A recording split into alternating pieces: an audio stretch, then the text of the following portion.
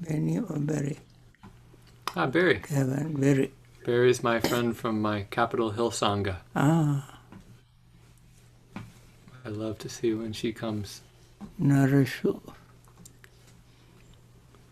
Okay, ready, Bhante? Mudurune, Mama. Okay. Yeah. Oh. Mute everyone here.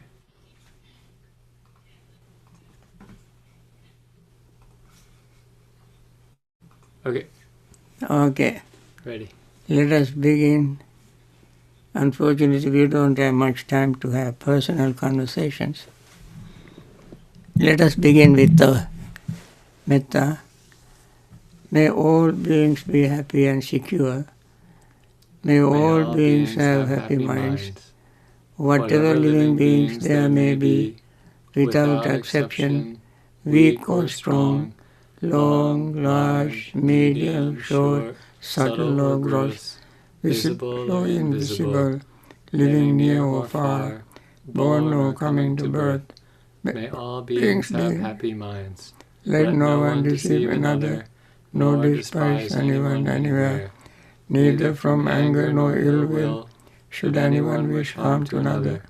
As a mother would risk her own life to protect her only child, even so towards all living beings, one should cultivate a boundless heart. One should cultivate for all the world a heart of boundless loving friendliness, above, below, and all around, unobstructed, without hate or resentment, whether standing, walking, sitting, lying down, or whenever awake. One should develop this mindfulness. This is called divinely dwelling here, not falling into erroneous views, but virtuous and endowed with vision, removing desires for sensual pleasures. One comes never again to birth in the womb. Let us continue our meditation with this metta background.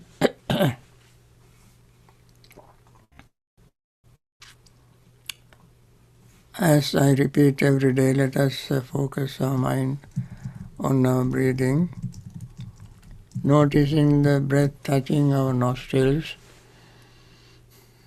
and reaching the lungs and expanding lungs area and lower abdominal area. As we breathe out, lower abdomen contracts, chest area contracts, the breath leaves our nostrils. These three stages are the same all the time when we breathe in and out. Also we notice very quickly feeling, perceptions, thought, and consciousness arising and passing away. They happen so quickly, we hardly have time to isolate any of them. But periodically we feel one time feeling, another time perception, another time thought, another time consciousness, rising and falling we can notice. And then, of course, consciousness is always with the feeling, perception and thought and attention. In all this, consciousness is present. As they rise and fall, this is a very natural thing. The mind gets so used to them and finds no any special event, anything special. Everything is the same, rising, falling, rising, falling. When the mind gets used to this truth, this pattern, the desire to hold on to anything will fade away. And then the body relaxes more than before. The breath relaxes, the feeling relaxes, mind relaxes. In this relaxed state of mind, metta feeling we feel. We feel metta feeling at that time. And then compassion also arises and together with metta naturally. And then restlessness and worry fades away. Then we get more energetic, and then sleepiness and drowsiness fade with the energy. Then when we see all this, confidence arises, then doubt fades away. Confidence in our own practice, seeing the results immediately as we are practicing, we experience the results, benefit, such as being peaceful, calm, relaxed, and then when these states we see ourselves, joy arises. Joy, called piti, increases by degrees as the mind is settling down. Body, feeling, perceptions, all these settle down. Joy increases. That leads to happiness. That happy state makes the body and mind even more calm and relaxed. Then tranquility arises. Tranquility means passaddhi. They are called kaya passaddhi, chitta passaddhi, and so forth. Tranquility of the body, tranquility of mind arise. That leads to concentration.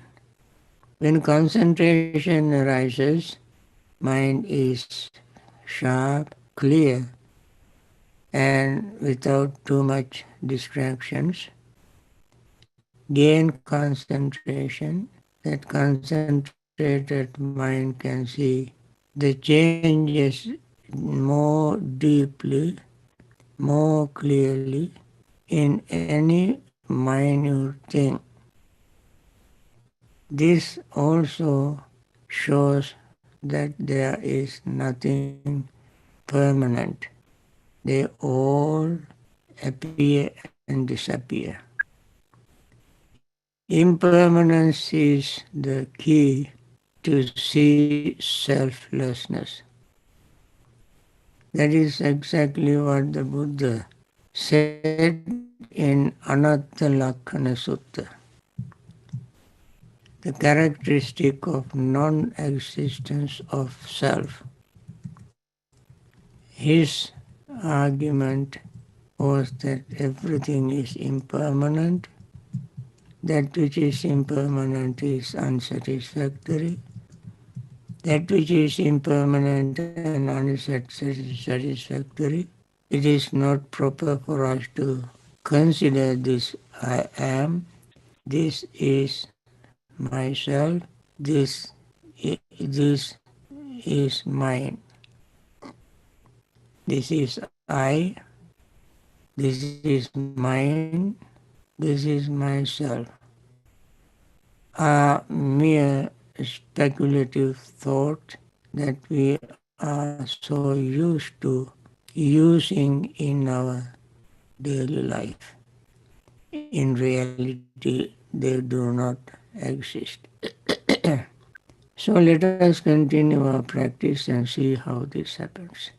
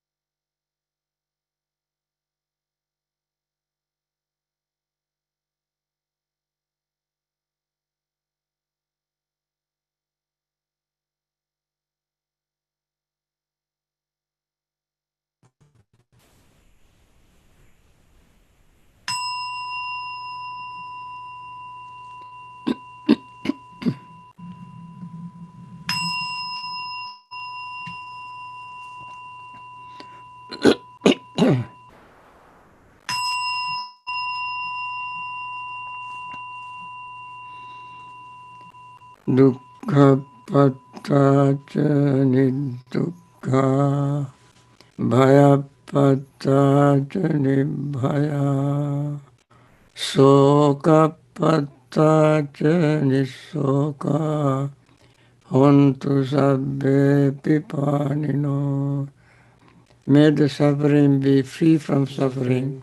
May the fear struck be free from fear. May the fear be free from grief. so too may all beings be.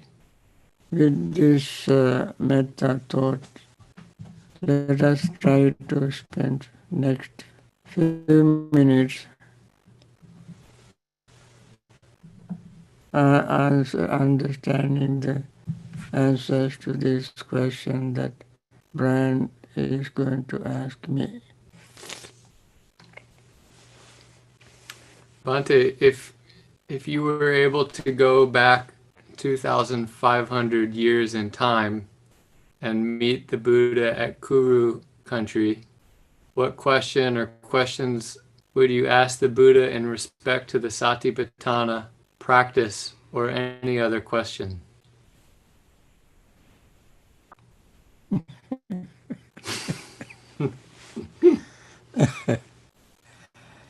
Well,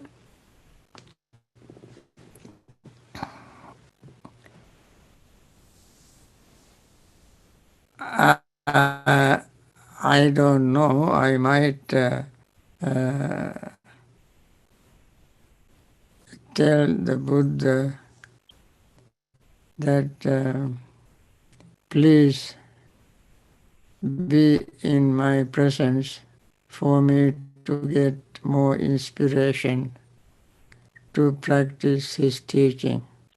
I would request the Buddha, Venerable Buddha, Lord Buddha, if I can attain enlightenment by sacrificing my life, I would do that. It is so marvelous, so peaceful, nothing can in the world bet for that. And therefore, that is only I would ask the Buddha, because Satipatthana Sutta is very, very clear to me in my mind. The way the Buddha explained the Dhamma in Satipatthana Sutta is unique. And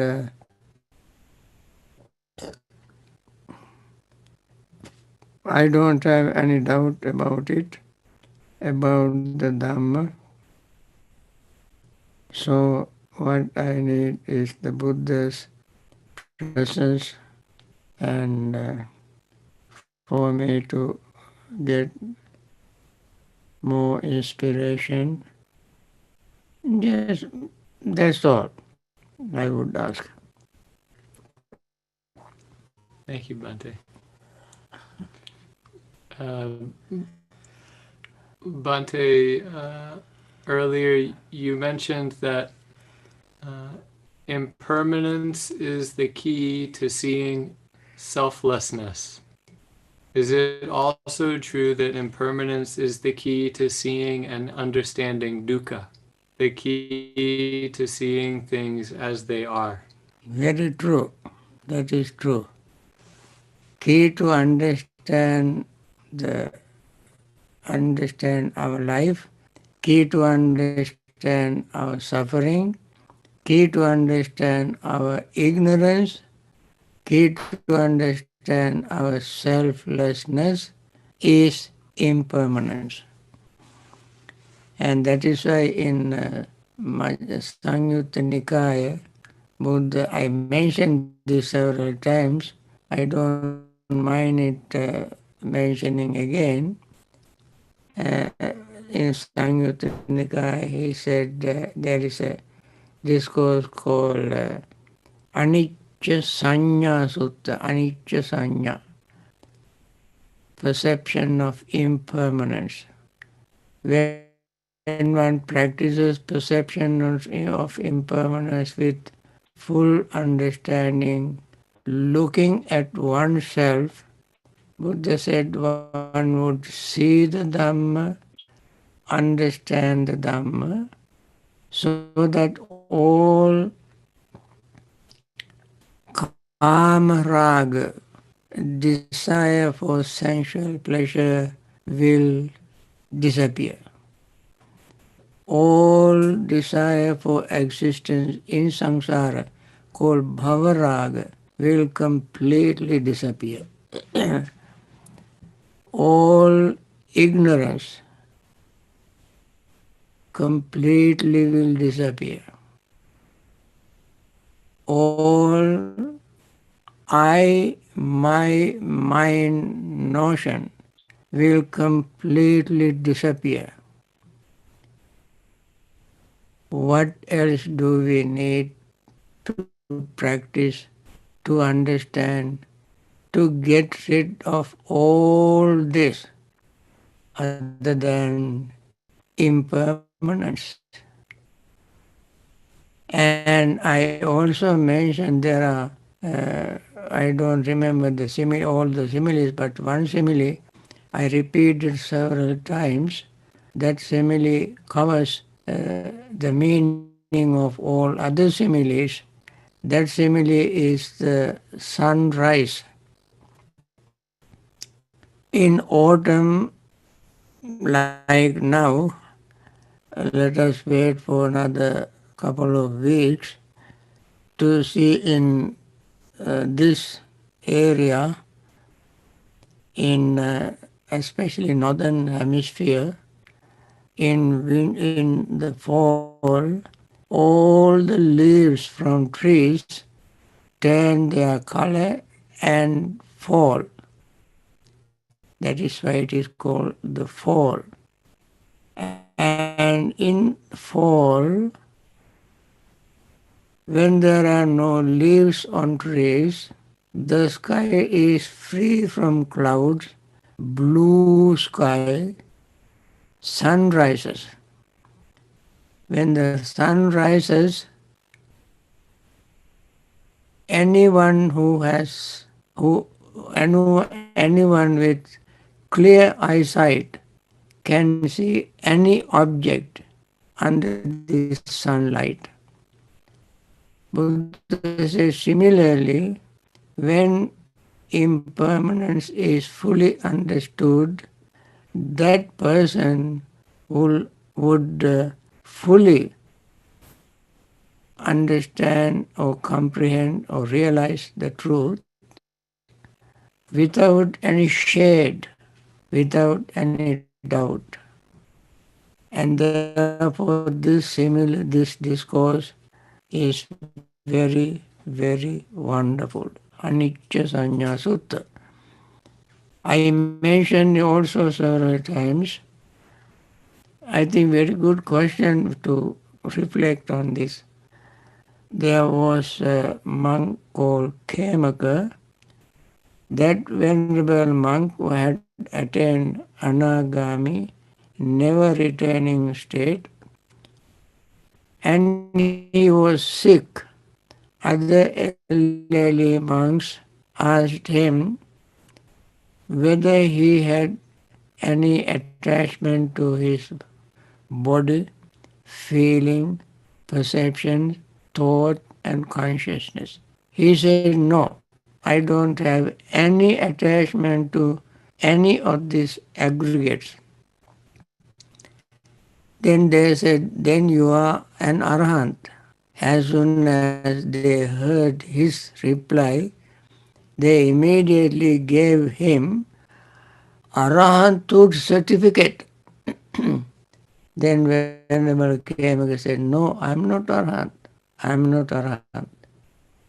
But this I notion keeps lingering, haunting my mind.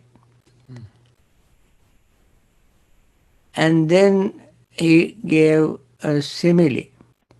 He asked, there is a lotus flower which has fragrance. Where is that fragrance? Is it in the petal or leaves, stalk, and what do you call this, pistil? Where is that? There's a, it is all over. Similarly, this notion of I is haunting my mind. I cannot put my finger on it. Then he said, suppose you give your laundry to a laundryman. He uses very strong detergent to clean your clothes and return to you. When you get these clothes back from the laundryman, you still find some order of the detergent order that he used to clean the clothes. Then, in order to get rid of that smell, you put it in a perfume chamber box. And then when you take it out, that smell of detergent also would be vanished. What is this perfume chamber? This perfume chamber is impermanence chamber. Figuratively speaking, impermanence chamber.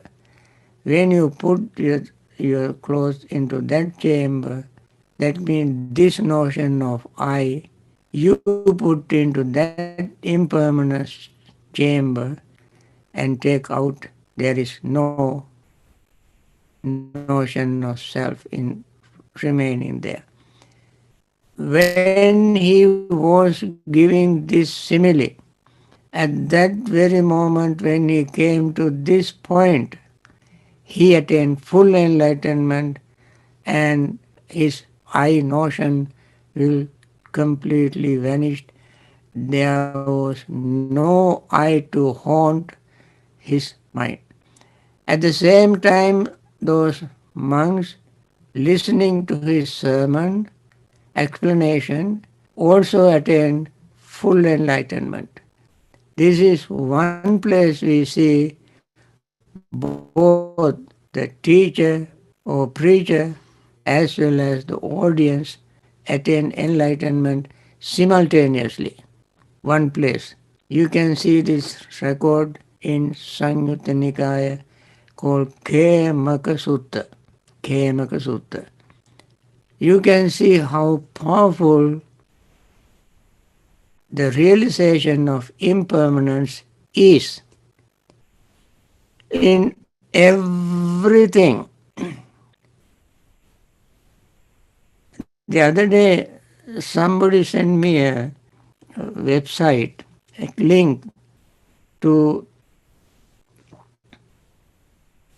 about physics. Friends, I don't claim to know anything about physics.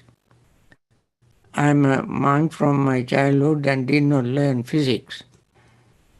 But I always respect what these physicists say, which always tally with the teachings of the Buddha, especially impermanence. When they talk about impermanence, that is very much in line with the Buddha's teaching. In the latest link I received, the person talked about a black hole. Black hole. I don't know what black hole is. I know black in my room and light is off. That's all I know. But they talk about black hole, where everything is changing so fast even the light goes through, light is bending. It cannot go, light normally goes straight. But that straight light, even that straight light will bend.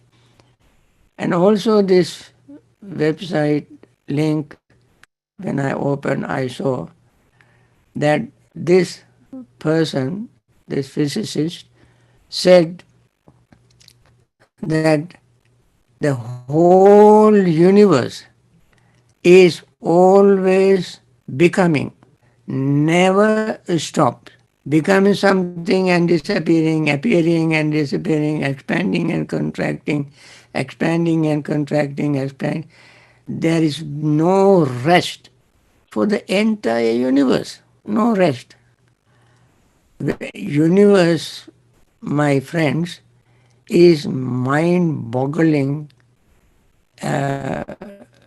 entity. No limit. It is limit. What you call infinite in space and eternal in time. And this thing is eternal and infinite because of this continuous actions, continuous rising and falling, appearing and disappearing, expanding, contracting, expanding. This function is happening. That will never stop. How about this little body that we have? So they agree with the Buddha, who taught impermanence. Is entire basis of the Buddha's teaching is impermanence. He taught everything from the impermanent basis, foundation. And that is why when Venerable Kondanya listened to the first sermon, where Buddha did not say impermanent, did not say anything about impermanence. He did not use the word anicca. But Kondanya listened very carefully, mindfully, attentively, he listened. Then Buddha said, Samudaya Dhamma, Vaya Dhamma. Dukkha Samudaya, Dukkha Nirodha. Dukkha Samudaya, Dukkha Nirodha. That means dukkha arising and dukkha ceasing. Dukkha arising, dukkha ceasing. Dukkha Satya, Dukkha Nirodha Satya. In the Four Noble Truth. When Kondanya listened to this for the first sermon, he heard these two words. Then he immediately said, Yang kinchi samudaya dhamma, sabbanta nirodhamma. Yes, whatever arises, it passes away. Whatever arises, passes away. Now, what passes away is not something that exists. What passes away is that which arises. If something does not arise, there is nothing to pass. Nothing to pass away. There must be something to arise to pass away.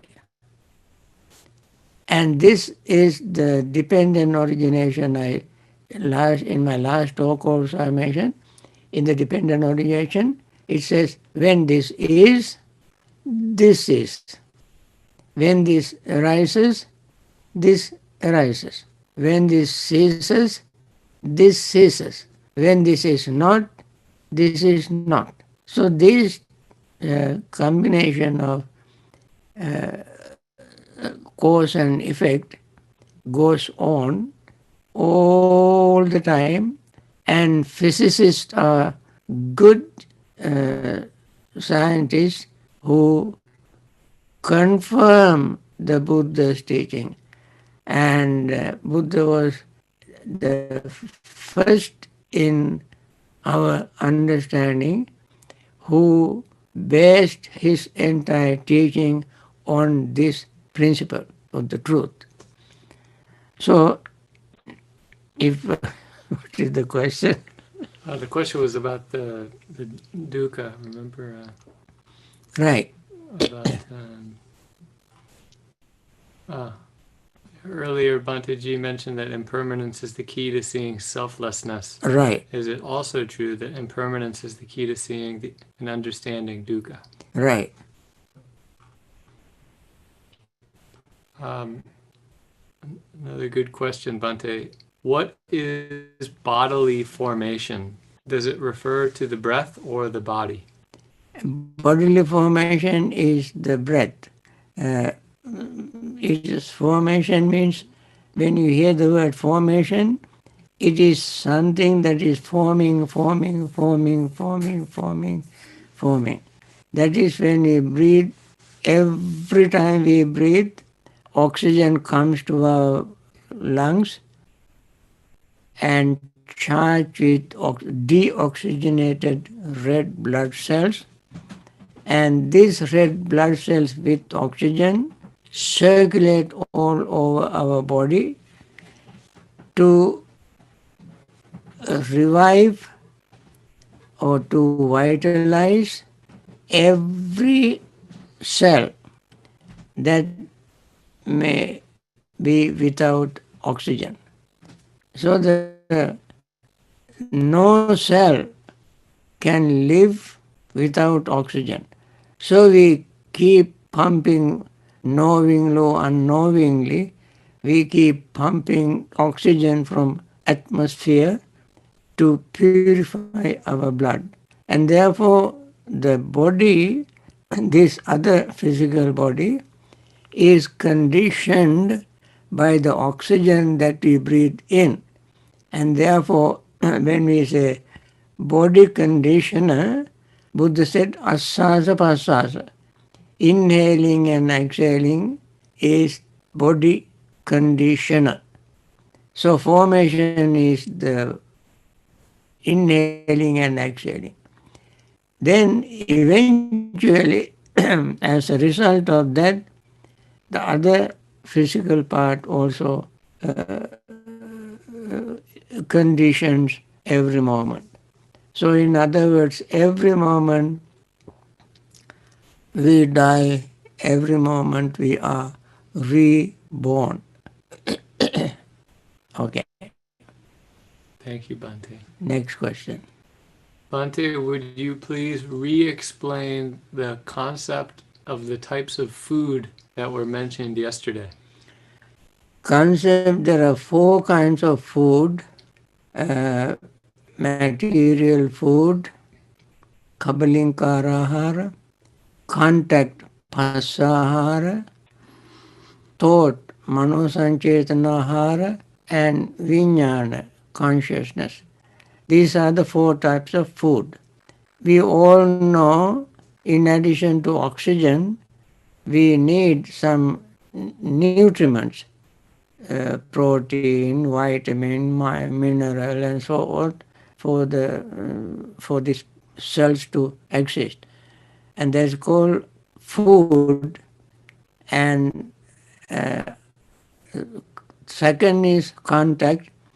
Eyes, ears, nose, tongue, body, and mind must contact with their respective objects outside to get the nourishment.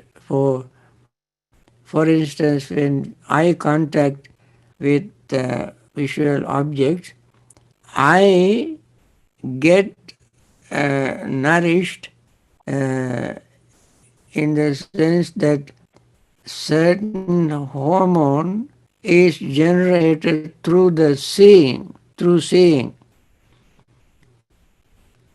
That is why when we see very pleasant object, we may be glad, we may smile, we may sometimes relax, sometimes we get upset.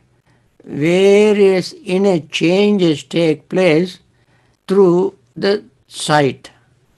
Inner changes take place. As they take place, the hormone changes. And that is how when these hormone changes, our mood changes according to the object. That is only one example. Hearing sound. When you want to a baby, you sing a lullaby. If you want to relax, you listen to music. Or various things we happen to our mind and generates hormones through hearing and so forth, smelling, tasting, and so on. Therefore, they are called contact. The sixth kind of contact is called food. Then, mano sanchetana, thought. When certain thought arise in our mind, again that thought can generate hormone.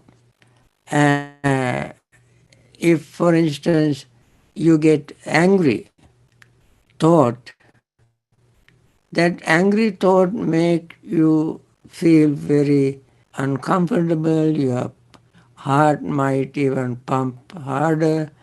Blood circulation will become faster.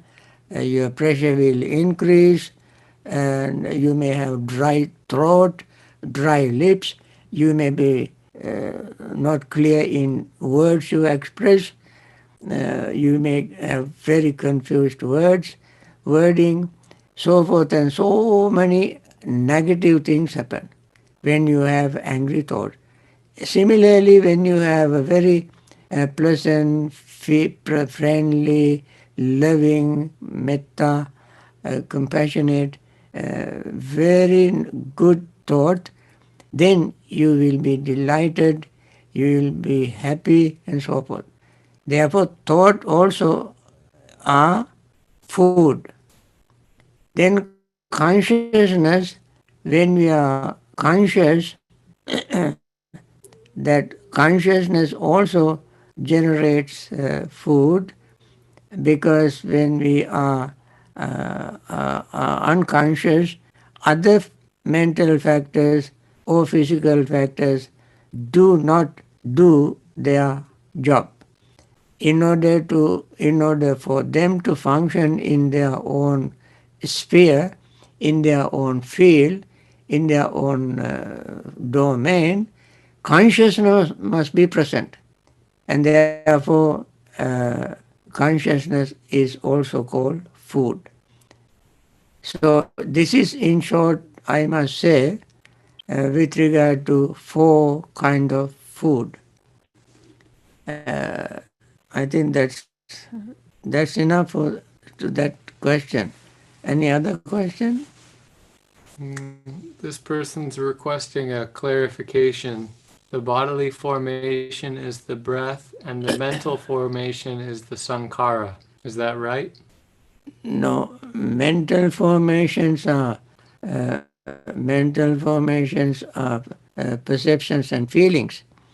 The word sankhara can be used for everything that we experience, not only mental formations. In karma, we use karma also sankharas. We did not discuss karma in detail. Karma is sankhara. And these karmas generate through the words. That's called vachi sankhara. What are the vachi sankhara? Vitakka vichara. What are the vitakka vichara?